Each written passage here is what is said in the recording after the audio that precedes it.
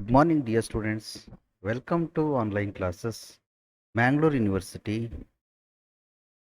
Today, in our session, I will talk about Animal Farm. This novel is prescribed for BA third semester, Mangalore University.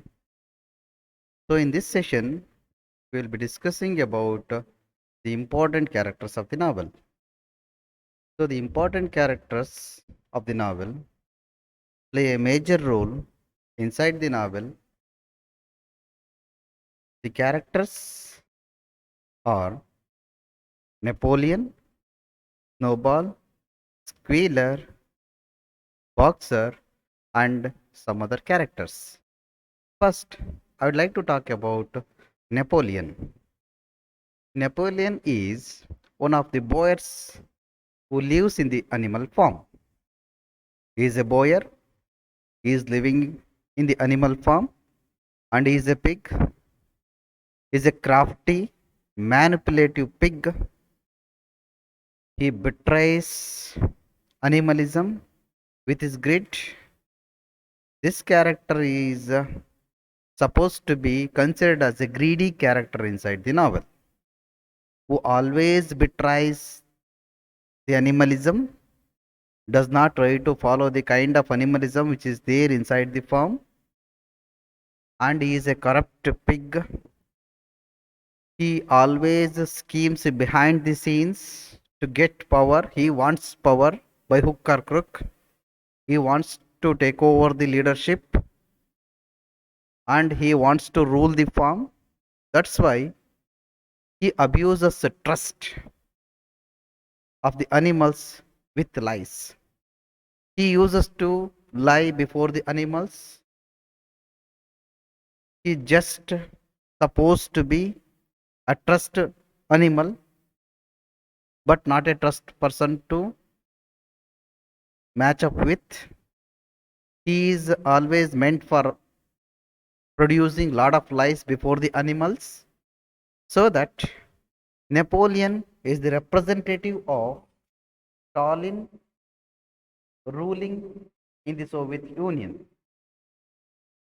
Right from the very beginning of the novel, Animal Farm, Napoleon emerges as an utterly corrupt opportunist. He is an opportunist. He is waiting for the opportunity. He is a corrupt pig. Though always represent at the early meetings of the new state, he is representing the meetings of the new state earlier than the other animals. But Napoleon never makes a single contribution to the revolution. See, the animal farm revolution we can see inside the novel. So in that revolution, he did not make any contribution at all for the revolution. See, just to the formulation of ideology, not to the bloody struggle that it necessitates, not to the new society's initial attempts to establish itself. He never shows interest in the strength of animal form. He does not believe in the strength of the animal form, so that only in the strength of his own power he is always looking at to get the power in order to rule the animal form. That is his ideology, that corrupt ideology which always works in his mind, and the only project he undertakes with enthusiasm is the training of a litter of puppies. See, he has taken the kind of a initiation, that is training of a litter of puppies. He does not educate them at all. He does not educate the animals, and their own good or for the good for all. He does not even work for the good deeds of the animals, for the betterment. He does not work, however, but rather for his own good. They become his own private army or secret police. See, the puppies, the dogs, they are becoming his own private army. like secret police, a violent means by which he imposes his will on others. He wanted to make use of his power to get away the other animals who are opposing him in the animal form.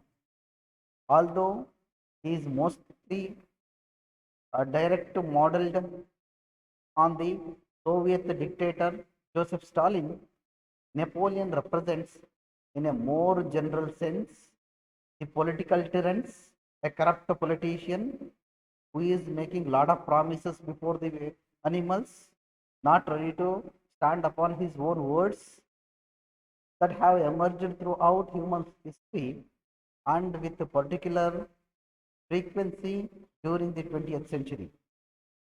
His namesake is not any communist leader, but the early 18th century French general Napoleon.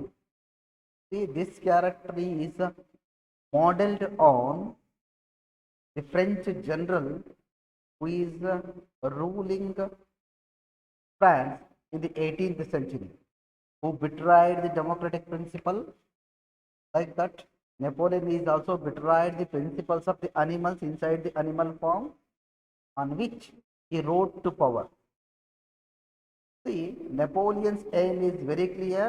He wanted to get over the leadership and he wanted the power. With that power, he wants to corrupt the animal form, arguably becoming as a great despot, as the aristocrats who he supplanted. It is a testament to Orwell's, George Orwell, what he is talking about this character, acute political intelligence. We look at the terminology. He is an acute political intelligence and to the universality of his fable that Napoleon can easily stand for any of the great dictators and political schemers in the world history. He is like a dictator. He is like a communist. He is like a, who always wants the greed of power. That's why Napoleon represents the corrupt politicians in the history of the world. Even those who are after animal form was written in the behavior of Napoleon and his henchmen. One can detect the lying and bullying tactics of totalitarian leaders such as the important leaders of the world. So that this character is a corrupt character, not ready to support any other animals. He wants the power. With that power, he has to take a control over the animal form.